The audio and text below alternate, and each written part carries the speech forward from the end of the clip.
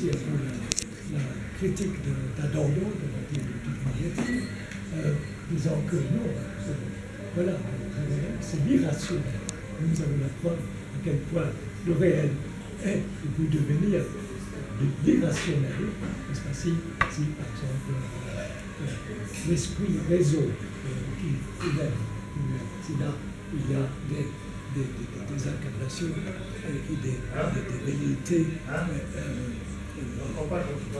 criminelles. On peut dire aussi, n'est-ce pas, combien longtemps Hitler a pris le pouvoir en Allemagne, tranquille. 39, 6 ans, ils ont les alliés occidentaux, 6 ans. Entré en guerre. On a laissé faire. Totalitaire avec ses camps de concentration, les pires violations de la suppression privée en Suisse et tout. Voilà. En 1938, il lui a fait le cadeau. Il a fait un bonheur des Sudètes. On a un peu l'impression, alors moi il y a un peu comme ça, une rédition de l'esprit municois. Aujourd'hui, ce que le deuxième unique, c'est-à-dire céder à Poutine et à Trump. Par peur, tout simplement, simple crainte, ils sont tellement puissants, comme si ça menaçait existentiellement tous les citoyens qui impuissance chaque soir devant la télévision et regarder les horreurs comme le cerf, comme les cerfs. Voilà,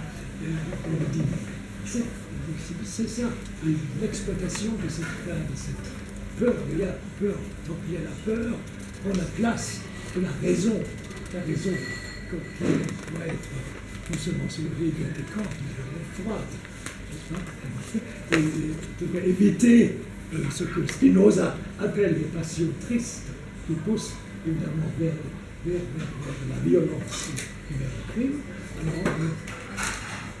Alors là, nous devons, quelque chose devrait se faire au niveau de l'Europe, je pense, le mieux armé de tous les pays dans ce monde.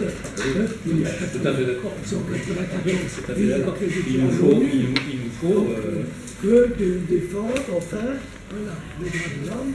Si Cuba la charte, nous aussi. La charte de l'ONU, rappelez-nous Charlemagne. La charte de l'ONU, de l'article 2 interdit justement des agressions de type impérialiste. Oui. Ce que Trump a fait, etc. Et avant lui, oui, mais le droit international, le droit international n'a pas de force armée. D'un seul individu qui est dans la maison blanche, a le droit alors de faire un tel retour et le colonialisme est imposé par les médias et tous ces moyens, ça au monde entier. Non, ça, il faut résister à cela.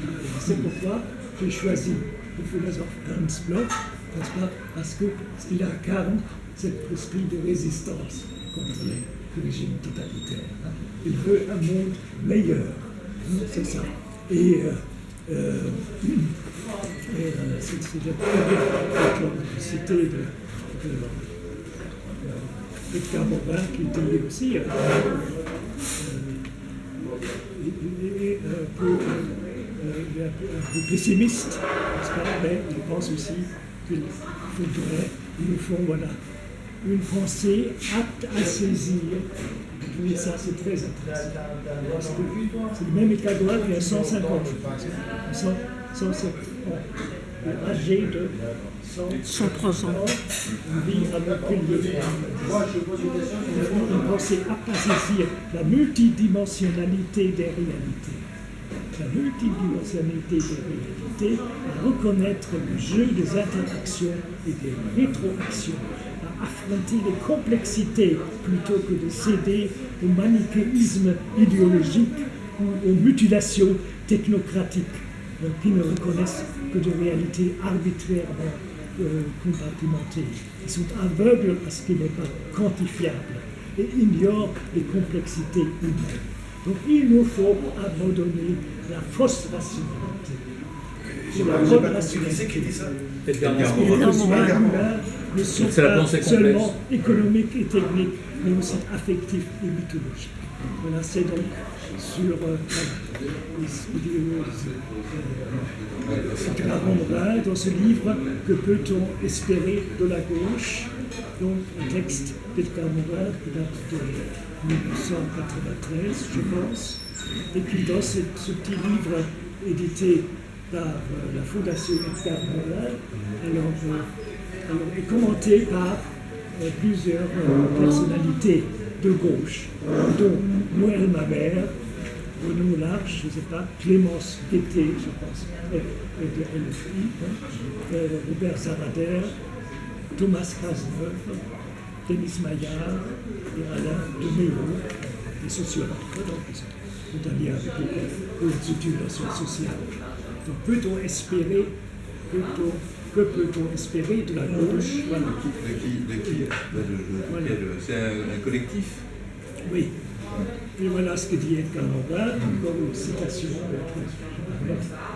C'est civiliser la Terre, transformer l'espèce humaine en humanité, devient l'objectif fondamental et global de toute politique aspirant non seulement à un progrès, mais à la survie de l'humanité. C'est pourquoi donc le progrès est si important. Moi je peux m'insulter, j'ai signé le manifeste éco-socialiste. Réédité d'ailleurs. Donc il est dérisoire que les socialistes frappés de myopie cherchent à absorber